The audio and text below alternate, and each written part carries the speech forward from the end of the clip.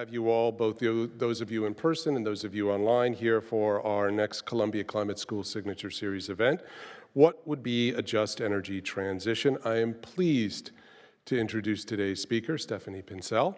Dr. Pincetl studies cities, how they impact resources such as water sources and ecosystems, and how those resources are used by cities, where, by whom, and to do what. She focuses on quantifying resource flows, including urban-generated waste like greenhouse gases, and how institutions, regulations, and rules shape the way flows are appropriated and how cities are built and organized. She has created the first interactive energy web atlas that describes building energy use in Los Angeles County. Buildings account for 40% of urban greenhouse gases, and the atlas shows the relationship between building age, size, use with energy consumption, as well as energy use and sociodemographic characteristics in the residential sector. She also works to understand the water systems of Los Angeles County, which, crazily enough, has over 100 different water delivery agencies and 7 adjudicated groundwater basins. Dr. Pincetl assembles interdisciplinary teams of researchers to conduct this work. This includes ecologists, hydrologists, engineers. She was one of the main leads of the first Los Angeles County Sustainability Plan and is currently serving in the same capacity for the LA Department of Water and Power 100% Renewable Equity Plan. Dr. Pincetl is a California native, and she's written extensively on land use regulations, habitat protection, environmental justice, urban ecosystems, and water. She holds a PhD in urban planning from UCLA, a master's in cultural anthropology from UC Davis, and an undergraduate interdisciplinary degree in land ethics, an independent major she created while studying undergraduately at UC Davis. She's the author of 2 books and over 100 peer-reviewed papers and book chapters. She serves on boards and commissions, including the statewide Planning and Conservation League, and as president of the statewide environmental justice organization, Communities for a Better Environment, and as well as the Los Angeles Regional Planning Commission. She has a bunch of others also, but I'll stop there. So please let me get off the stage, and please welcome Dr. Pincetl.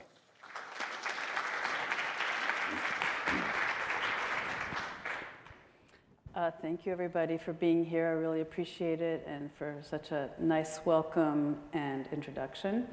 It's always odd to realize where you arrive after just doing things in your life, kind of opportunistically, and also motivated by passion and interest and trying to bring about a better way to live on the planet. It's also sort of odd for me to be presenting this, this work we're doing, spending a little time in Manhattan, and I was joking a little earlier. I was like, what am I thinking? Either the work is completely anachronistic or way ahead of its time when you travel around some of the redevelopment that's occurring in this incredibly vibrant and interesting city. And at the same time, it is kind of a shocking place, a shocking reminder of the way in which a high modernist energy society can build and transform and create these astonishingly vanity buildings that require huge amounts of concrete and glass and steel, and require an enormous amount of HVAC to keep them habitable inside, since none of them seem to have any openable windows. So what I'm presenting to you is really work that we've been doing at my center for, let's see, the green button, for a little over a decade. This is my incredibly brilliant team that is made up of graduate students and staff researchers. We vary between 6 and 10 people who work at the center. Our funding is largely derived from state grants from the state agencies. California, we're very fortunate to be in California and that there is research money at the state level, but also then at the local level, like with the county and the city. And so on the basis of the brilliance of my staff, I'm able to present to you the work that we do. So our interests and concerns over the years have been, we've done work on water and habitat and other things. Right now we're focused on this energy system set of research projects. How energy, electricity, and fossil gas powers domestic life. What the energy transition means economically, ecologically, and politically, and of course for equity, that is throughout the kinds of questions that we ask. And how energy for a safe and dignified standard of living can be generated, stored, and transmitted renewably and equitably. We are, contrary to much of what's being built in what we see in the redevelopment of Manhattan, working towards energy modesty and parsimony. And I'll walk you through that work and why we feel so strongly that that is the way in which the future has to be thought about and developed. So first of all, I need to ask a few questions of you all, because I'm going to be using terminology, and if you don't know the terminology, then it's kind of not very interesting or very clear. So how many of you are kind of in the energy world in terms of policy, infrastructure? Not very many. So let me go very quickly through this, and then that'll give you a context for the rest of the talk. So an IOU, which we have many of in the United States. Con Ed is an IOU, an investor-owned utility. It's a private utility whose regulators, the Public Utilities Commissions, and they have different names in different states, but essentially they're Public Utilities Commissions that regulate these IOUs. Their jobs, they came about during the progressive era when they needed to, when railroads and other services were being developed by monopoly capital, needed to be regulated because they were charging rates that nobody could afford.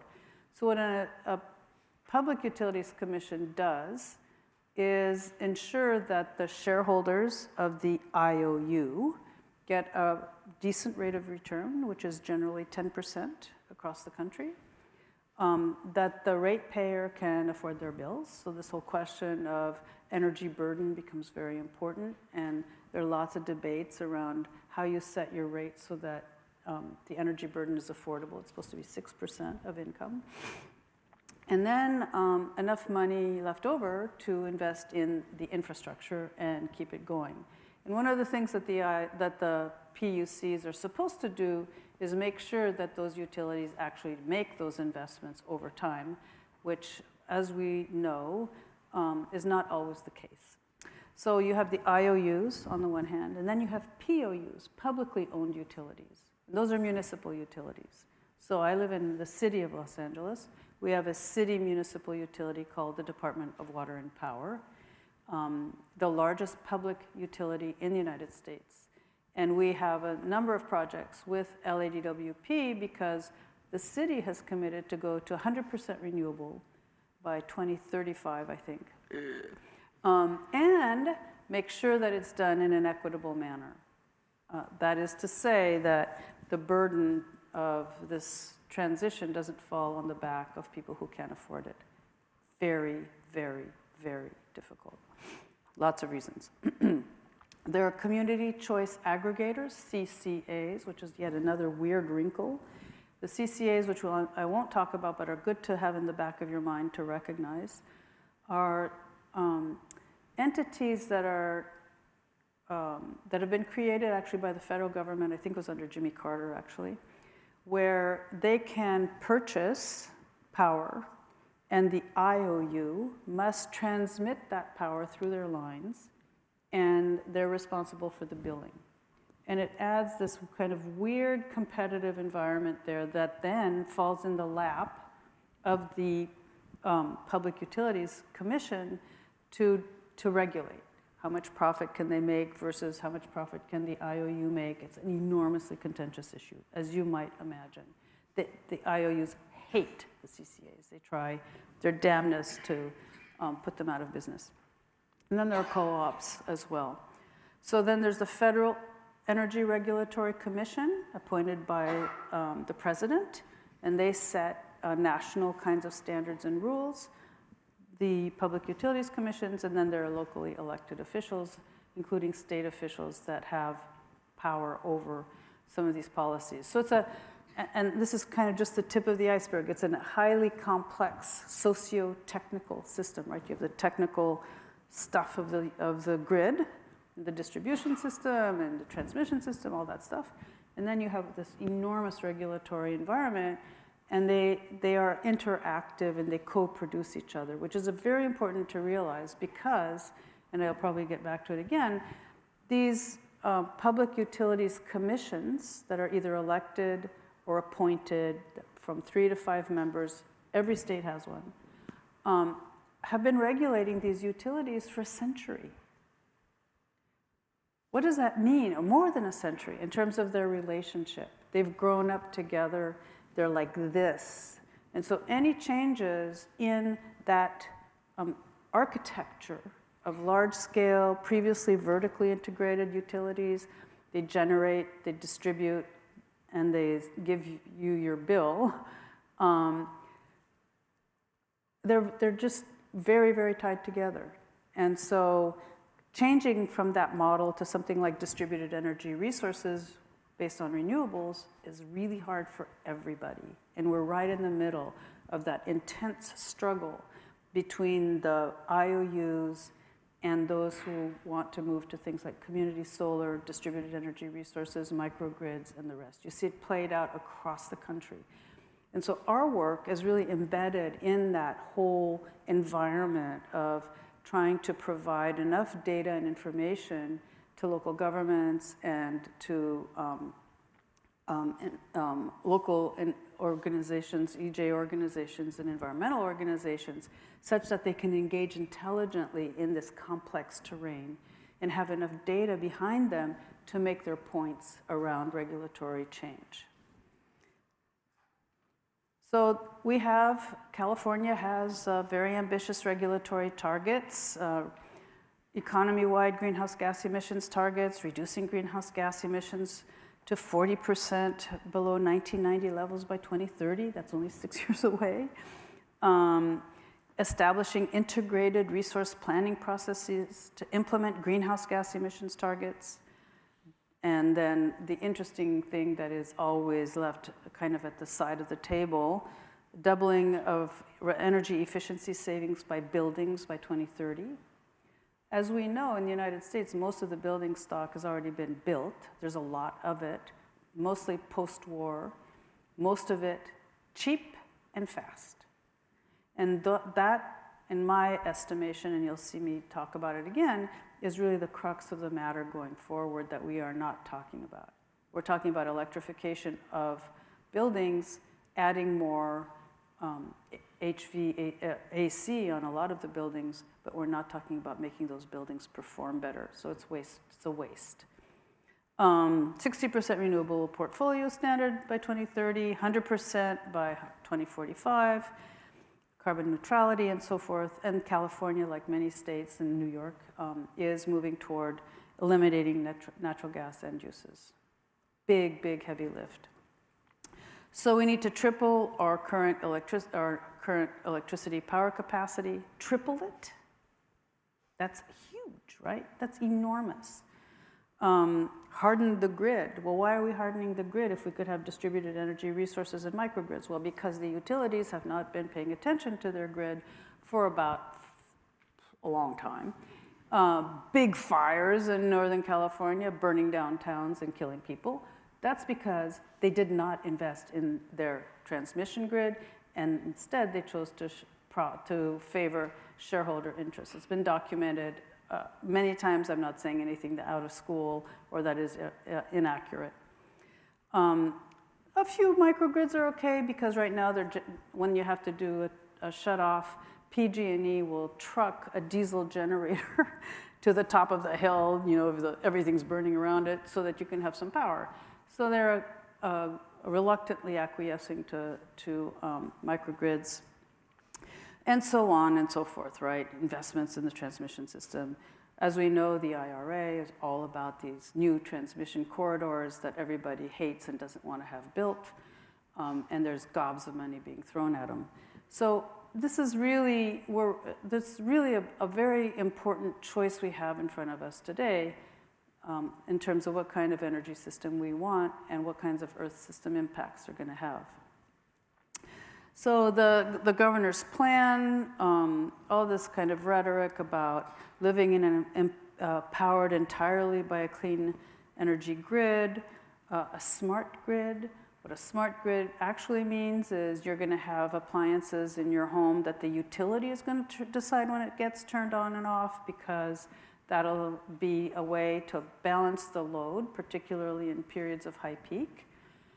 So if it's really, really, really hot and you have your air conditioning on, the utility may decide that, to avoid a blackout or a brownout, they're just going to lower your temperature or heighten your temperature.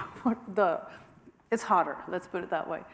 So there's a lot of implications there about who gets to decide what their future is going to look like in terms of their end uses. I'm going to talk a little bit more about that. We're going to replace ICE vehicles one-to-one with EVs, right? All of this kind of embedded assumption that basically business as usual in terms of high energy consumption, but everything is going to be renewable, generated at these gigantic solar fields or big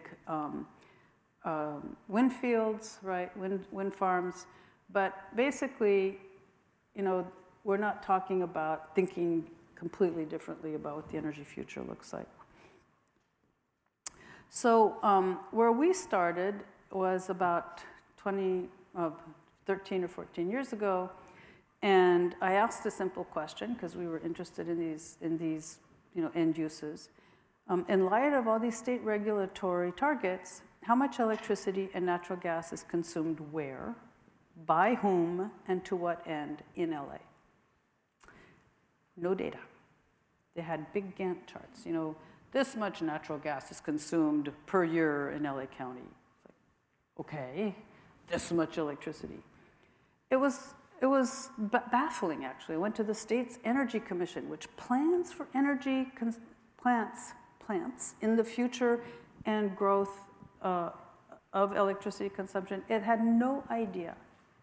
It was not able to get the data from the utilities. So we allied ourselves with local governments and pressed the Public Utilities Commission to have a proceeding about energy data access, because local governments could not implement conservation programs or efficiency programs if they didn't know how much electricity or natural gas was being used to do what. They didn't even have their own consumption.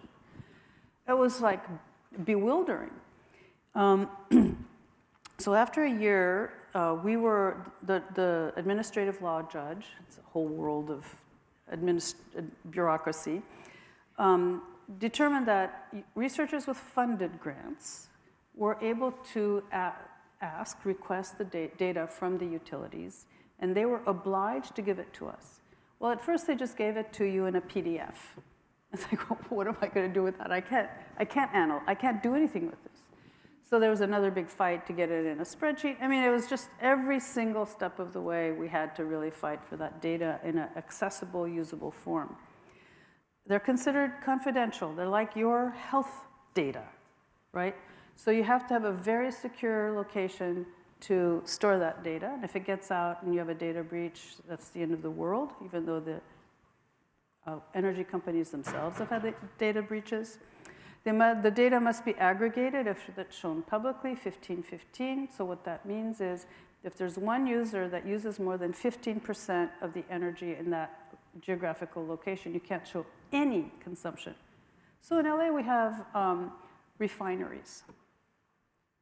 They tend to use more than 15% of the energy, and it masks everything else, all the residential and everything else. So there's a lot of issues behind that. Anyway, so we were able to get data directly from the Public Utilities Commission. I am immensely grateful to the staff there who enabled that. Knowing staff inside agencies is a really good thing to do, and establishing trust relationships. And now, as of 2024, we have consumption data, electricity and natural gas for all parcels in all of California, up to 2021. I think it goes from 2017 to 2021. So we are building a statewide tool for looking at energy consumption. So we built these, as was said, two publicly facing web atlases showing consumption, and we're poised to go statewide. And because of the back-end energy data we have, we can build different tools, which I'll show you one of them pretty soon. So we can use the back-end data to answer all kinds of other kinds of questions, because we don't need to reveal customer information by looking at the patterns in the data at the back end. But we are also able to display consumption data. So all of our work is derived from the Energy Atlas data. It has monthly consumption data and then parcel data, and then we match those. So building vintage, very important, right? So we have tranches of vintage. Building size, very, very important. End use, sociodemographic characteristics, including renter-owner. Can add any geographic layer we can add on. So climate zone, CalEnviro screen, which I'll tell you about in a second, and other customized attributes. So in the back end, we have, it's pretty light, but you can see all of those attributes. They get processed, and we do the data matching. And then the aggregated statistics get sent to the Energy Atlas. I was going to say something, but I can't remember what that is. So there you have it. So this is the Energy Atlas. And you can look at it on the web. And it has residential, income. You have all these different attributes. This is just one snapshot. And you can see there's a scroll bar at the top. And you can, with a drop down. So you can do, the total consumption. You can do electricity or natural gas or combined BTU. You can do the vintage. You can do residential, commercial, industrial. You can do single family, multiple family, by city, by county. And in LA, because it's highly populated, we can do it by neighborhood. And then there's summary statistics. Now, you can see that that this is 2014, and so this next update will take us up into the 2021, I think. But you're free to look at it, and you can do comparative things. You can look at one city versus another city, one geography versus another geography. And then we've built one for the Bay Area as well. Similar drop-down tables. And so for the Bay Area, we did it for the Bay Area Regional Energy Network, that is an implementer of energy conservation programs. So we work very closely with them about the attributes that we put into the Atlas so that they can target their programs specifically to the clients that they are looking for. So without this, they really just can't do it. And it becomes a very functional thing that the state should have built for local governments a long time ago. So I said that we could use the back-end data to construct other kinds of tools. And we built a LA County Community Solar Opportunity Map. We were funded by the state, the Strategic Growth Council, to work with CBOs, largely environmental justice organizations. There were 8 of them in LA County. And the idea was to co-create a web-based map, so public participation GIS, right? This old traditional thing now, to build a tool that they could then use to query where they could build community solar in their neighborhoods, largely renters. So we built this map, and we wanted to, in order to support this equitable energy transition in these communities where there's lots of barriers for individual building solar, either they don't own the building because they're renters, or their rooftops are in bad shape, they can't afford to upgrade the rooftop, they can't afford the solar system themselves, all kinds of barriers to participating in distributed energy resources. And so if you look at the map, you can query this map as well by all these different attributes and find places where community solar can be built. So carports or garages, churches, community centers, libraries, county facilities, large-scale churches, large places that have pretty big rooftops that are more publicly oriented. And what we found was that there was approximately 3.5 gigawatts of technical solar potential on these rooftops, and the cumulative production would offset the electricity use of all 365,000 renter households in the geographic area where the solar potential existed. Pretty impressive, right? Pretty impressive. We were surprised ourselves. And so what it means is the urban fabric was capable of providing solar energy enough to cover all of the under-resourced renters in LA County. But we found that the rollout of such a finding would be heavily constrained by utility and public utility commission rules. 33% of the total solar potential for the community solar would be constrained from development based on circuit capacities. Who establishes the circuit capacities? The utilities establish their own circuit capacities, and there is no transparency about how they do it, where they do it, and when they do it. So if you say to the utility, but we have all your distribution, we have all the distribution network for all of the utilities. And you look at the distribution network, and you say, but look, look at this here. You know, it looks like there's plenty of space on your line for this. You'll say, well, you know, you don't understand, and actually we restrict the amount of community solar that can be built in order to ensure that the grid is stable. Okay, resilient centers installed behind the meter, so that's solar and batteries. 86% of total solar potential would be constrained from development based on Rule 21 limitations. Rule 21 is yet another arcane set of rules about how much the network can withstand. So you have to really scratch your head, right, as to what is the purpose and intent of PUC policies relative to satisfying the state's goals and their ostensible concern about poor people. So PUC rules do not permit storage to be installed as part of solar PV systems under community solar programs. I can do it in my own individual residence, but as a community solar program which is not owned by a specific individual, you cannot.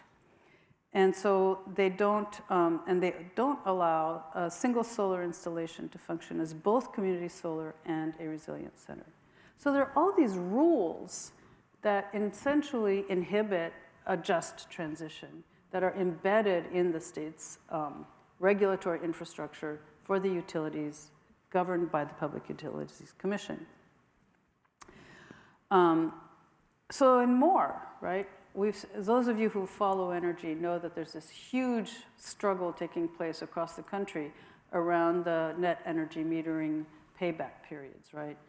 And so the state of California, ostensibly a leader in solar energy and renewables, has now revised their net energy metering payback period.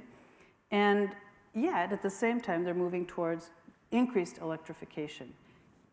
It's so hard to understand what is actually happening in the state, other than I think my governor has lost his mind. Has appointed people who are not on board with his stated goals. So with the growing success of rooftop solar across the state led by wealthier neighborhoods, the IOUs, who really care about disadvantaged people, began to lobby the Public Utilities Commission to reduce the feed-in tariff paid for that solar. NEM 2.0 was a one-to-one offset, meaning the price of a kilowatt hour supplied to the grid was equal to the price of pulling one off the grid generation. And the payback period was about 6 years. NEM 3.0 introduced a reduction in the payback rate for solar of 75%. That's not trivial, that's really big. And PUC established a new rate, shifting the structure from net energy metering to net billing, which means that the utility pays for the electricity at the wholesale rate, no longer at the retail rate. And, this boggles my mind, the energy sent to the grid varies upon the payback period on the hour of the day of the week and month, with 576 possible export rates. Quite impressive, right? Their machinery must be working very hard at the back end, so that the voided energy costs rates come up to about 25% of retail electricity rates during those same hours. So this twist towards kind of the smart grid also means that you can have 576 possible export rates. So if you call your utility and say, well, why did I have number 325 for my retail rate? Who's going to be able to tell you? Well, it was that time of day, it was at 2 o'clock in the afternoon, and it was cloudy, and really? So I think that direction of this kind of the smart grid and the smart appliance and the smart meter and the smart this and the smart that also means that it's a very opaque system. In addition to which, we are also going to be charged in the IOU territory, not in my public utility, fixed rates, fixed charges. So because the utilities are now needing way more money, because they're way behind on making sure their infrastructure is secure, we are now, their customers are now going to be charged fixed rates, infrastructure rates, depending on their income. They haven't figured out how to do that yet, but it means that with the intent to make sure that low-income people don't pay as much for their utility bills, they're going to have a steep rate increase for wealthier people to pay for the fixed charges. So that new transmission hardening, that new distribution system, and so on, gets attached to your bill. It's aside from your consumption, so that they will have enough money to protect people from wildfires. And of course, each of these is incredibly contentious. Then there's also the time of use rate, which maybe some of you have here in Con Ed territory, I don't know. But in California, when the sun goes down, obviously, you have to have backup generation, which is usually still natural gas. And so what the utilities are charging you more at the end of the day when the solar asset declines. So imagine that. You're on a time of use rate. You have 3 kids, you come home at the end of the day, you have lots of laundry, it's been really hot, your kids are feeling grumpy, you want to make dinner, you want to put on that AC, and your electricity rates are much higher. And so it's like blithely saying, well, you need a programmable washing machine so that you can start your washing machine at 9 o'clock at night, because that's when the rates are going to go down. And for dinner, I don't know, go to the mall or something, right? It's this very weird set of policies that are aimed towards reducing consumption. I see I need to hurry up because I want time for questions. So it's a really perverse, in my estimation, concept of equity. And essentially, it points to an extremely anemic vision of what's possible, because you have these utilities that have been in place for 100 years, and you have lots of sunken assets. There's been this is a path dependency strategy, where the public utilities commissioners don't necessarily have any vision of anything different, and they are certainly concerned about the viability of the utility. So deregulation with the rise of distributed energy resources have resulted in upsetting this traditional business model. And as we move forward, how will all of this play out in terms of regulation? And you have to also think for a second about the amount of resources, natural resources, minerals, metals, and the rest, that are being mustered into building this new system out, right? It's not trivial in any way. So I'll be quick now because I've been talking too slowly. One of the things that we did is point out that in LA County, the wealthy use 10 times more energy per capita than the poor. 10 times. Their houses are much more energy efficient per square foot because they're new and they've been built under the different energy codes that we have in the state. If we'd only kept houses at 1,500 square feet, as leaky as they are, we would still be using less energy today. So we have all of these ideas about efficiency, but we don't understand that efficiency gets overridden by size and consumption. And so there again, the policy is completely out of whack with the end goals, right? If you have a 3,000 square foot house or even a 2,500 square foot house, you're going to use more electricity and natural gas than if you have a 1,500 square foot house. And so we are not really grappling with the drivers of consumption. Oops, sorry. So we've brought all of these tools together to answer questions for the State Air Resources Board, as well about what is going to be needed in disadvantaged communities. And it comes down to very nitty-gritty things like the size of your service panel. So if we're going to electrify everything as a business-as-usual path, ICE, EV for an ICE vehicle, induction stove for your gas stove, the whole 9 yards, most service panels are not going to be big enough. So you have to replace your service panel. That costs several $1,000s, not to mention all of the wiring that needs to take place. And for apartment buildings, particularly old apartment buildings, it's going to be super expensive. And who's going to pay for that? The renter?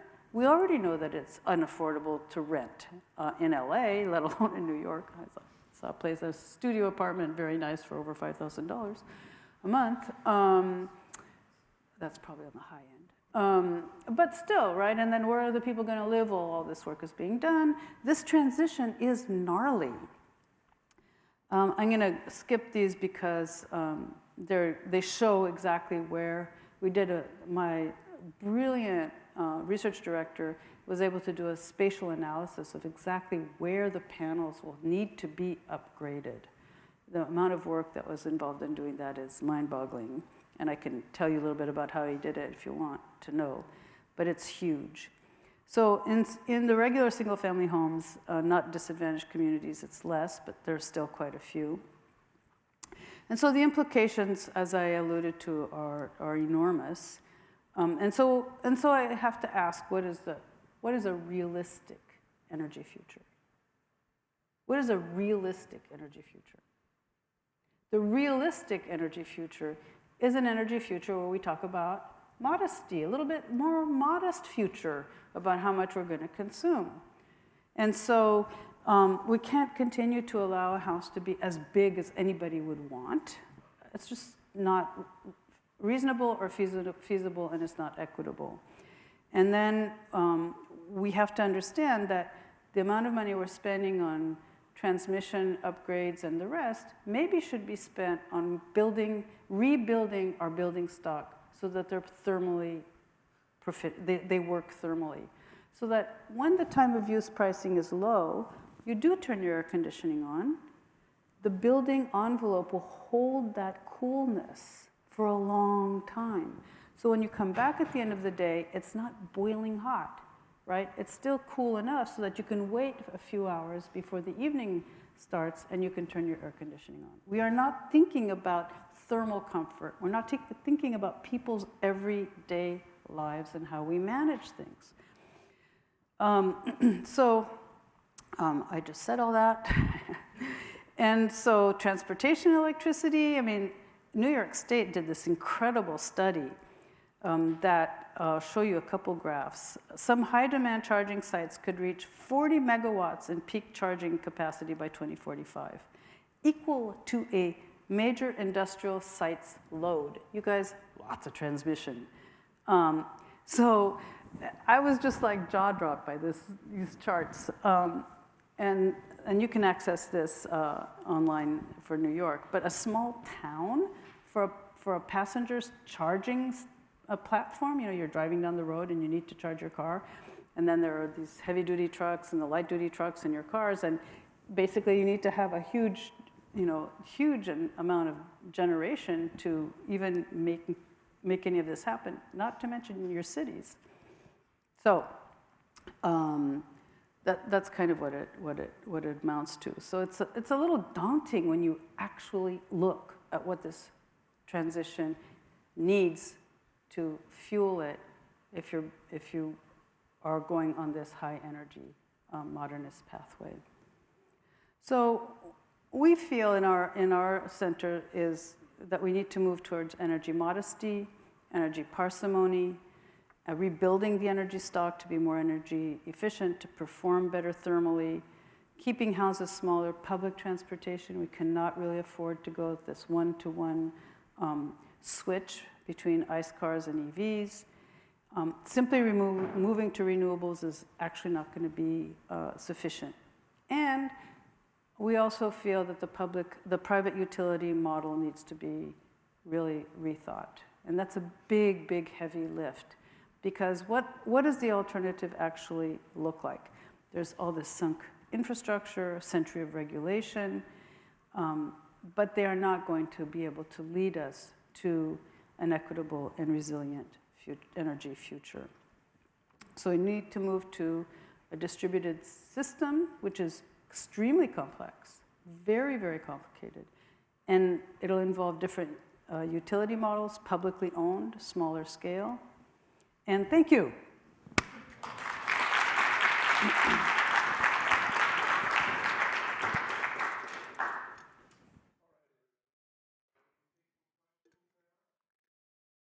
What am I supposed to do? We're going to take some questions now. Yes, way up in the back. And I think we need to run microphones up. So I'm going to give this to Jennifer.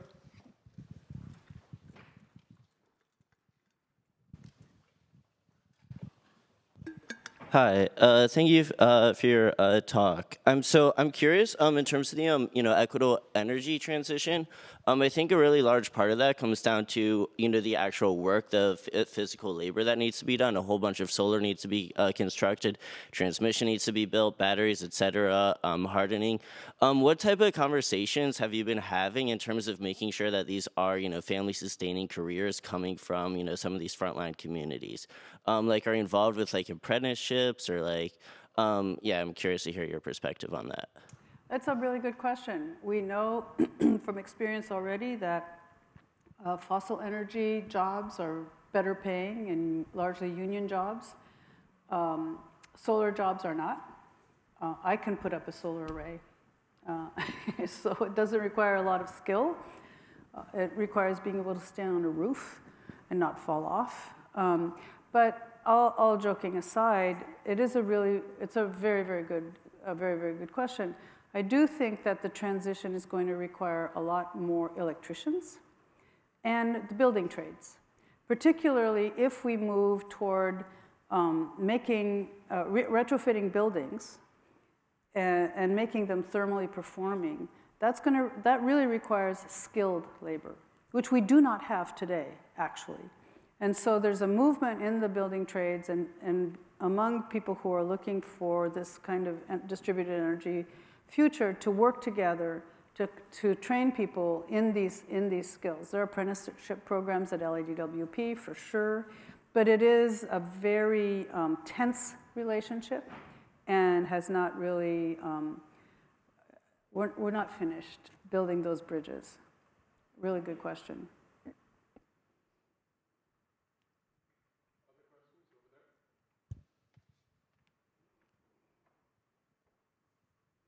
Hi, thank you for that talk. So my question could be ancient history, but in our classes we learned about the decoupling model that California introduced for utilities and energy efficiency, and how the revenue of the utilities is kind of decoupled with how much they sell. I was wondering how that kind of plays into the utilities rate designing right now, and Right. my yeah. The utilities make most of their money on transmission and distribution upgrades. And so it's very much in their interest to have gobs of money being spent on transmission hardening and building new transmission. So yes, there become wires companies, and they charge for the use of those wires, like the community choice aggregators pay for the use of those wires. And so there's a fundamental contradiction, really, between the state's desire to have more solar and ostensibly distributed resources and what the business model of the utility is today. It's incompatible. Thank you.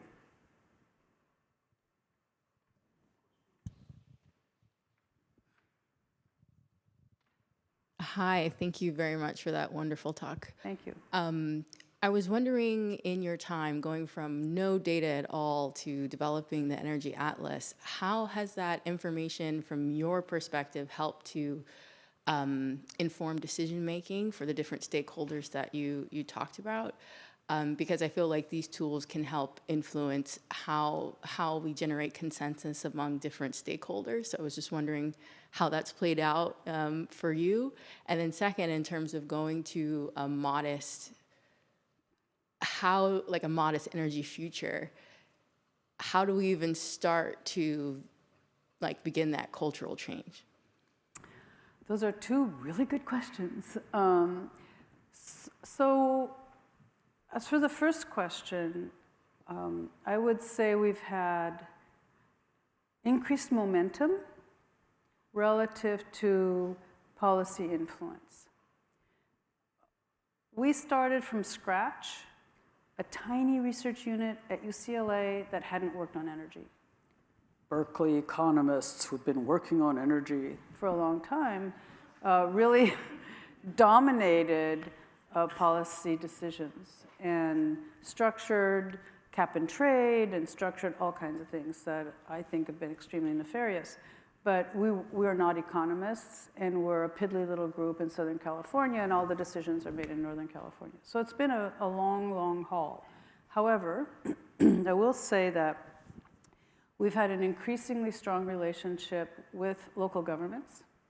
There's a coalition of local governments around sustainable energy, and we work with a number of them and help them also craft policy statements and interventions with the Public Utilities Commission.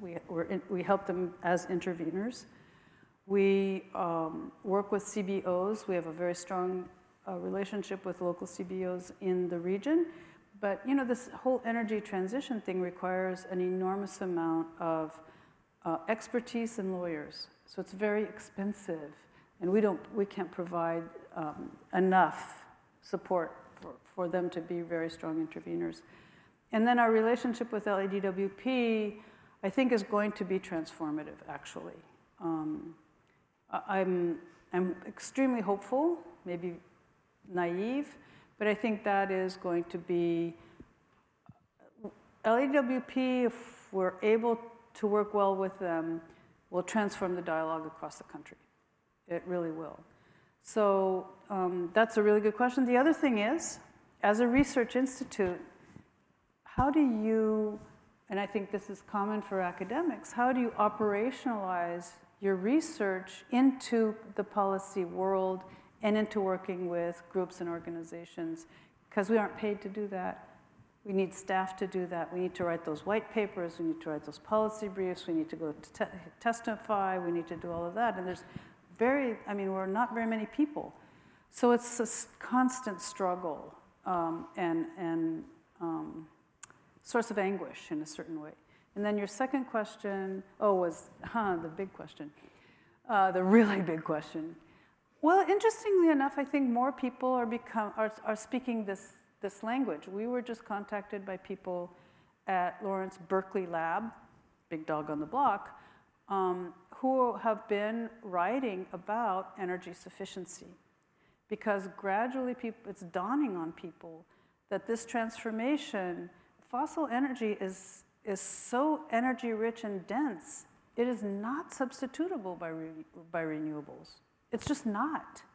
And so the amount of land acres, the amount of space needed to generate electricity by renewables is huge. And if you're talking about biofuels, what? Are you going to grow food or are you going to grow biofuels? Take your choice, right? Are you going to eat your... there's just no compromise, in a sense, right? So people are beginning to think about it, but Biden's policy is all of the above, and we're going to gobble up lots of tribal people's lands and BLM lands, but we're going to do it with their consultation. And we're going to come to some nice compromise where everybody will be kumbaya and agree that those tribal people will have to sacrifice more land. That's my cynical view. It's like, come on, you guys. So, sorry, that's maybe a little harsh, but that's what I think. I have a question from online. Yes. What do you think about the huge drain on the energy sector by the crypto mining sector? Oh, it should be illegal.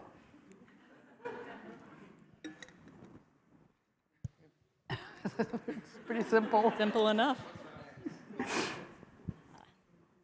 Hi, I'm a novice about these issues, but I had a question about distributed energy resources. Yes. I know people in that field think it's sort of the be-all, end-all to our energy problems, and I was wondering if you see flaws in that logic. Sure. I think that we haven't quite figured out the infrastructure network of those systems, and they need to be coupled with storage. So the question of storage is still, I think, unresolved in the sense that we need to get beyond lithium batteries and have a more layered approach to storage. So one of the things about the lithium battery, and I'm not an expert, I'm knowledgeable, but I'm not an expert, is that they discharge very quickly. And so it's important to be able to have energy that discharges quickly for lots of end uses, like if you turn on your stove, right? Right? It discharges right away. But there are other energy requirements that don't need that quick a discharge that could be supplied by different storage strategies. I don't know a lot more than that, but I know that there is work being done. I mean, there are flywheels that have been developed. I'm not a physicist or a chemist, and then there's there are other forms of storage. And so we need to develop, I'll be right with you, a nuanced and layered approach. And we are investing so much in this kind of short-term strategy that we aren't thinking more deeply about what it looks like in terms of the urban fabric, the distribution system, the location of these kinds of storage systems, and resilience and islanding and things like that. So thank you for that question. So thank you so much for the conversation, your speech. I think it was great. Thank you. And I come from the water space, but I'm always looking to learn. And what you said about the fact that, heading towards a renewable sort of world it's going to take a lot more than what we think. It just makes me think about the people that are, and especially a lot of the youth that we work with, some of them are on the administration new council around environmental justice.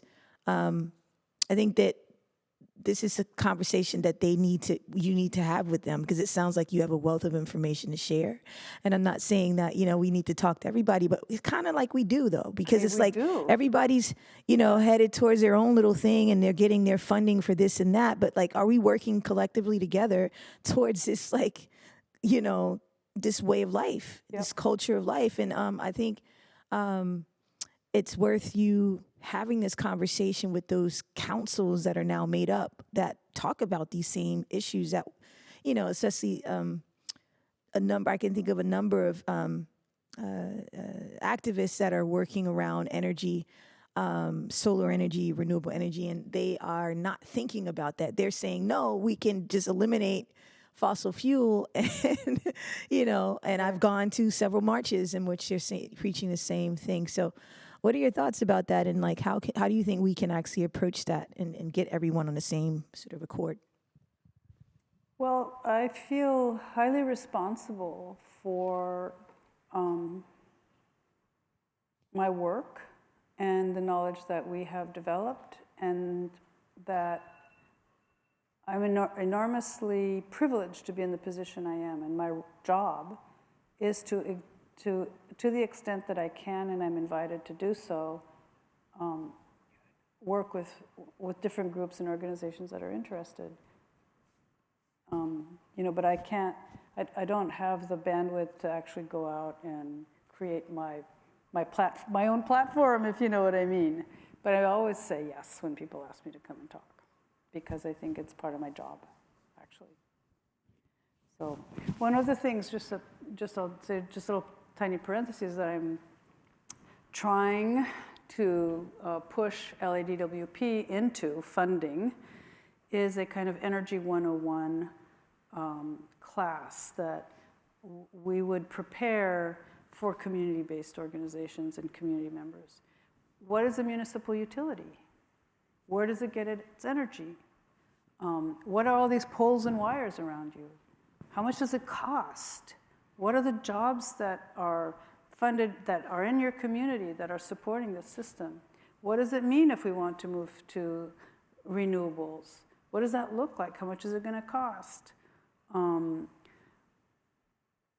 The more energy you use, the bigger all of that is going to have to be, and the more it's going to cost. What are the alternatives? So we're hopefully going to be able to convince LADWP, because they're an engineering-dominated organization, that they need to develop these kinds of public education forums and have opportunities to discuss, because the more you do and the more transparent you are about the system and the difficulty, the more you bring your owners in. I mean, we have a municipal utility. It's amazing. It's ours. It doesn't belong to shareholders. It belongs to us. So that's my hope. Yeah. So we have time for one more question, Joey, over on that side. Hi, thank you for the talk. I had a question regarding what you said at the end about how the current system of private utilities and PUCs is outdated and incompatible with a just energy transition.